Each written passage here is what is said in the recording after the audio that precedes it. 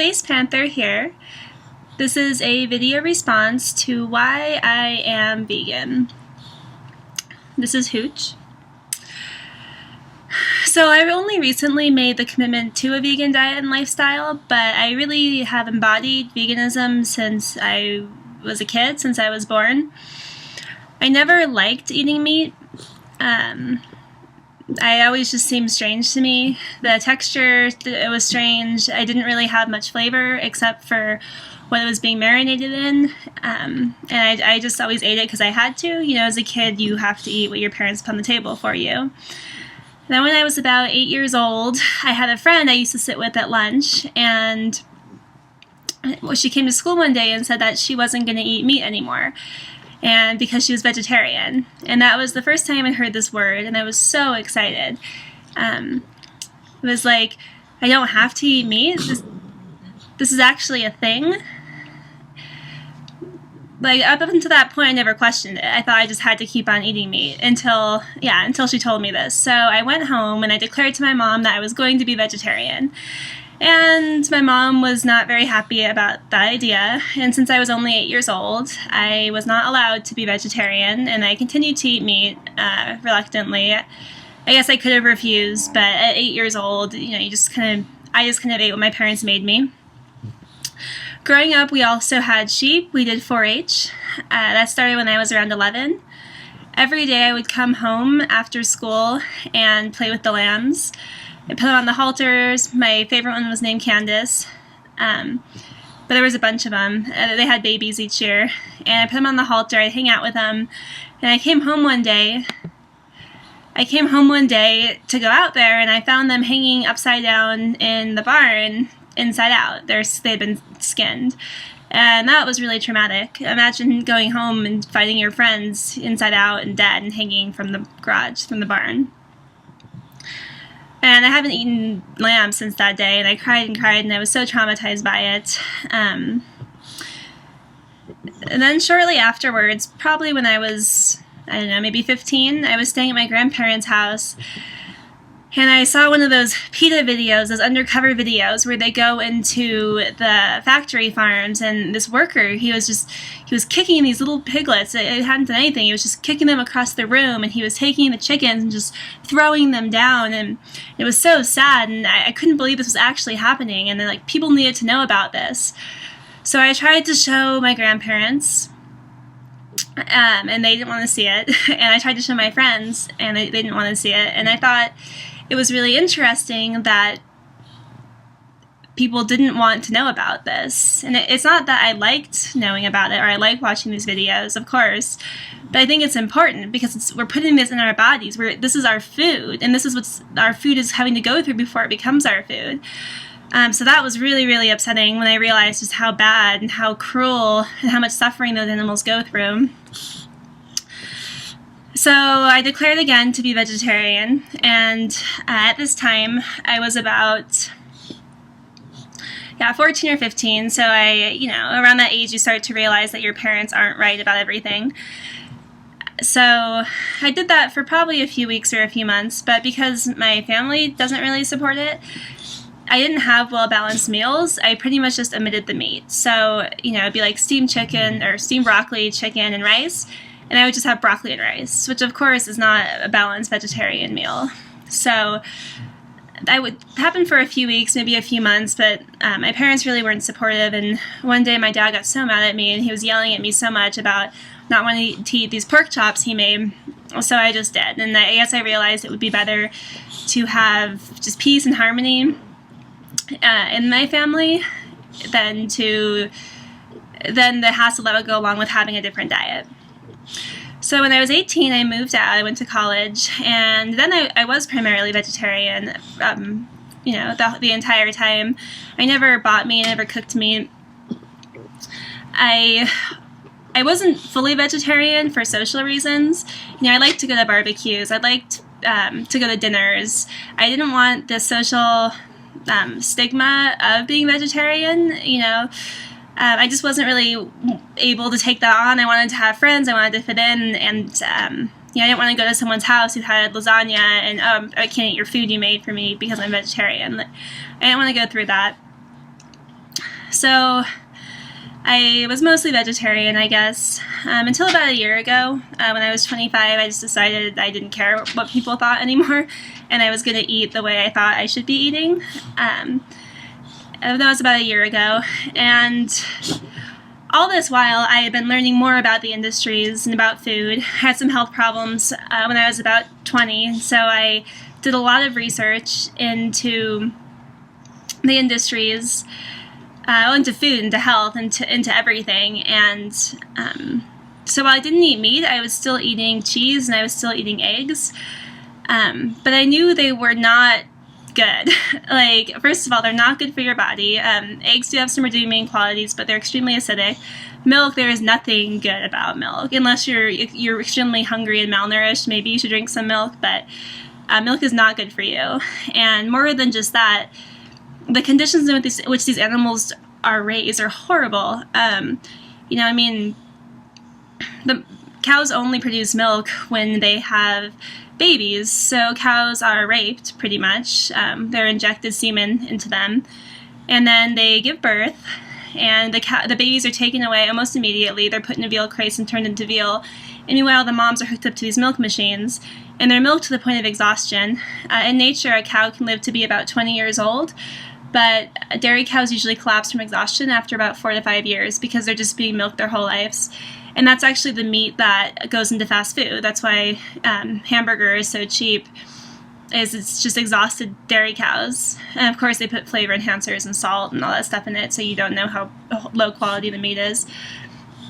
Anyway, and eggs are really cruel too, just the conditions when you realize what these chickens are going through. I mean, even something like cage-free, people think they're doing better. It's such a joke. Cage-free means 3 square feet. It's hardly even enough for a chicken to stretch its feathers. They're still debeaked because they'll peck each other.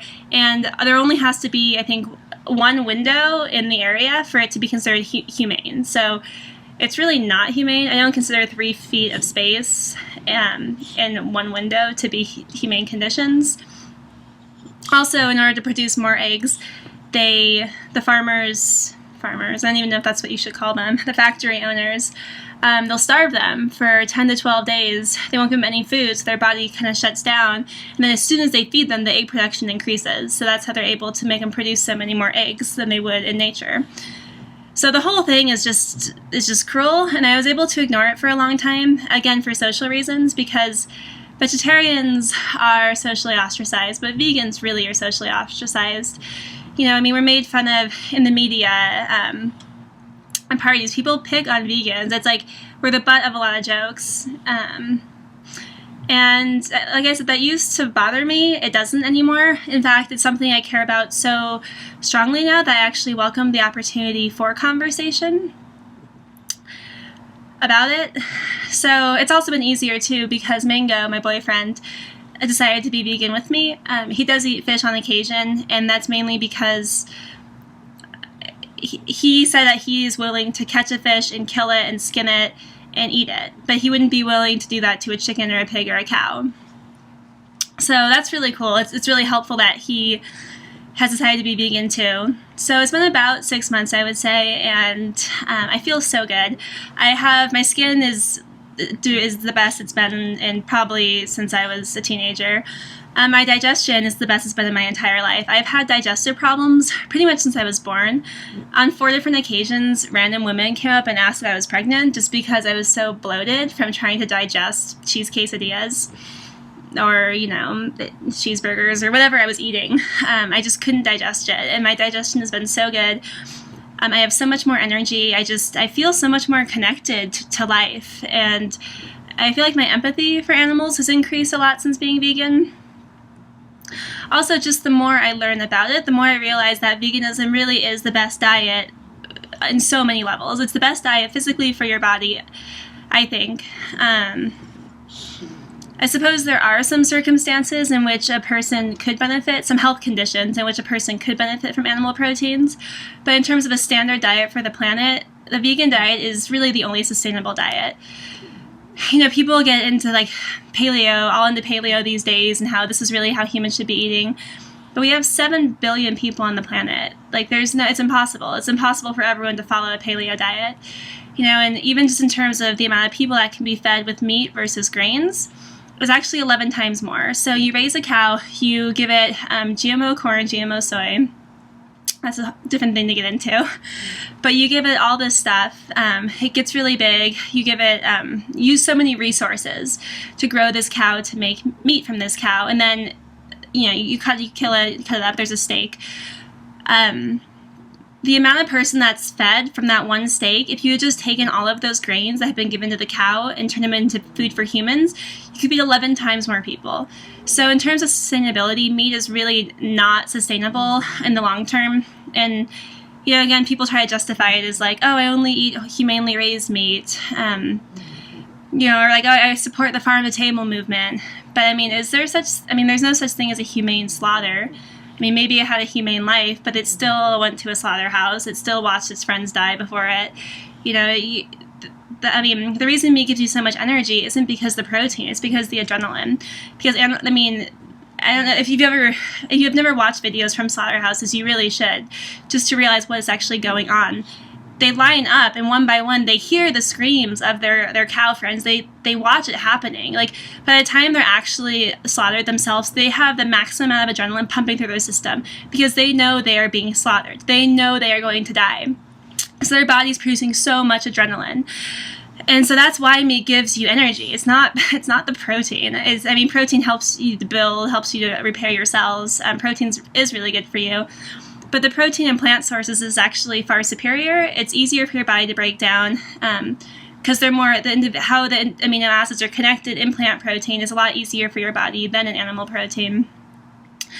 And again, that's why a vegan diet is better for the body. It's better for the planet, for the environment. If you really take a look at how much waste is produced through meat production, there's places in North Carolina where it's like, hundreds of square miles are completely void of life just from pig shit, because we give the pigs all these hormones, all these antibiotics, all of this disgusting stuff, and of course it comes out of them. And if you look at the aerial views of some of where these pig farms are, it's these huge just vats, and they're pink. It's not even brown, they're pink because of how the bacteria interacts in them. I know exactly why they're pink, but that's not good when you have big vats of pig shit that are hot, like bright pink. It's pretty disgusting. And also, the amount of methane gas that's produced from cattle production. We're cutting down the Amazon. The Amazon is being cut down to make room for grazing cattle to be turned into meat in Brazil and maybe other places in South America. So meat is really not sustainable. And so, for those reasons, like for my own body, for everyone else on the planet, for the animals, the vegan diet really is the best diet. And, I think it's hard for people to accept because we live in such a meat-centric culture. From the time we're born, it's meat. Like, that's the center. That's what you're supposed to do. And even all our holidays, it's like you have a ham at Easter, you have a turkey at Thanksgiving, and some other big animal thing at Christmas, and there's barbecues, and, even you go...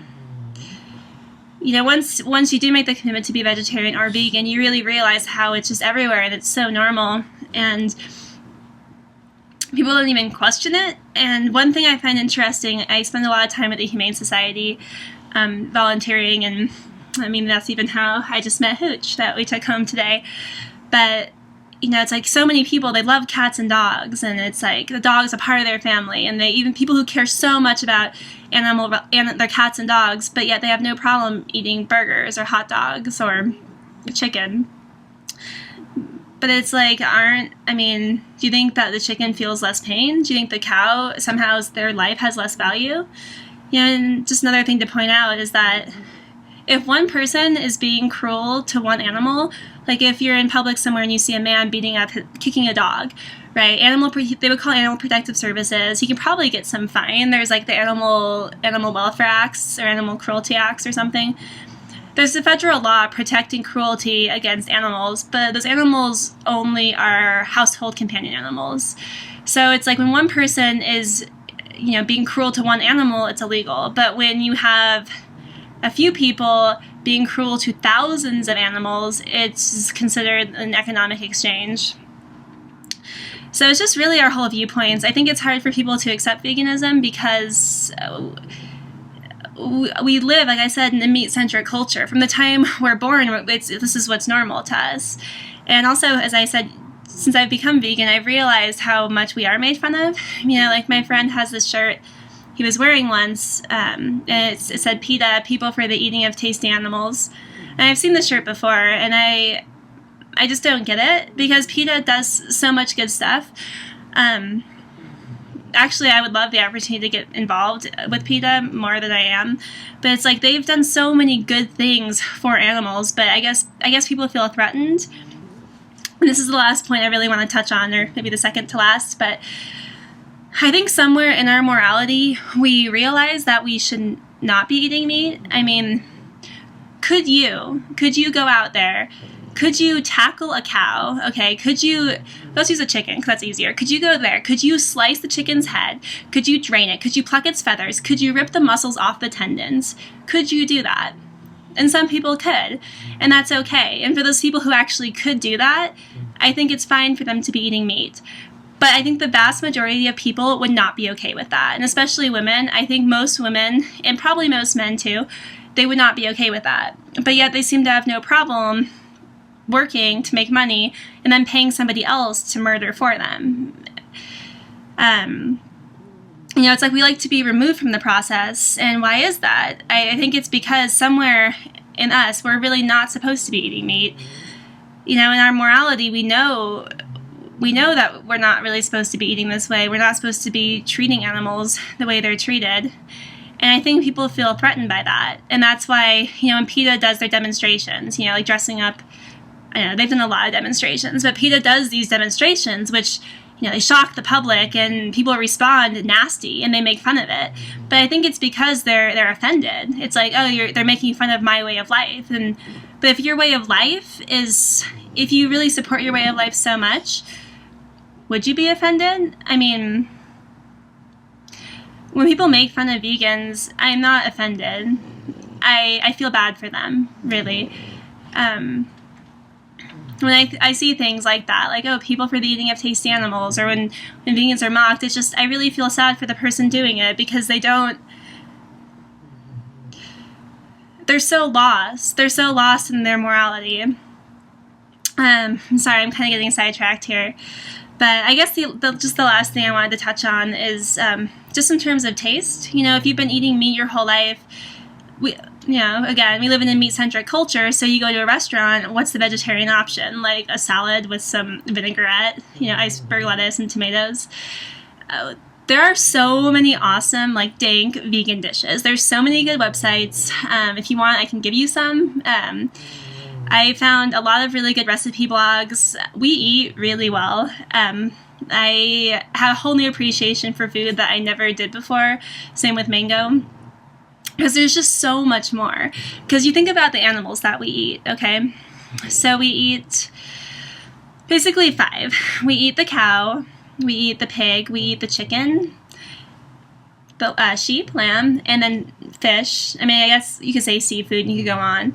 That's pretty much in America. Some countries eat goats or cats, dogs, horses, but we pretty much have 5 animals that we eat. But when you look at, let's look at legumes, okay? So you have, let's just look at beans. So you have black beans, pinto beans, white beans, navy beans, garbanzo beans. That's just in the bean family. Off the top of my head, I've already named 5 different kinds of beans. I'm sure there's a lot more than that. So you have beans, you have lentils, you have grains, you have nuts, you have fruits and vegetables. There are thousands of different fruits and vegetables. So there's so much more, and it's funny when people say, oh,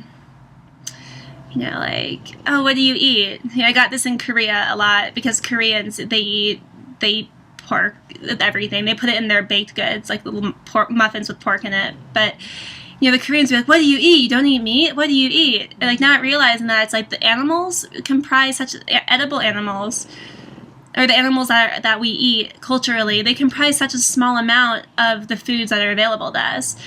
And I think not my experience has been that once you start to really explore, you have a whole new appreciation. And even it's like when you eat chicken, I mean, chicken's so bland, and I mean, all meat is, so you dress it up, you put spices on it, you put marinades on it, you make it more exciting because it's so bland. And so when you think you really like the chicken, you're liking the marinades. So all those things that you do to meat, you can do to vegetables, okay? You can put those sauces that you put on steak, you can put that on rice. You can fry vegetables the way you fry meats. All those, the ways you dress up all the meat foods to taste so good, you can use all those same spices on vegetarian foods or vegan foods. And it's just so good. So anyway, I'm going to let you guys go. This is just something that I do feel really passionate about, and I actually recorded this video before, but it didn't work, so this is take 2. But if you have any questions you'd like me to answer, even though I've only been vegan for the last 6 months, I've been studying this and learning about this for years. So I really feel like I know a lot. So if you have any questions, anything you want me to answer, if there's anything you'd like me to talk about further in longer videos, I'd be happy to do so. So anyway, thanks for listening. Remember to love.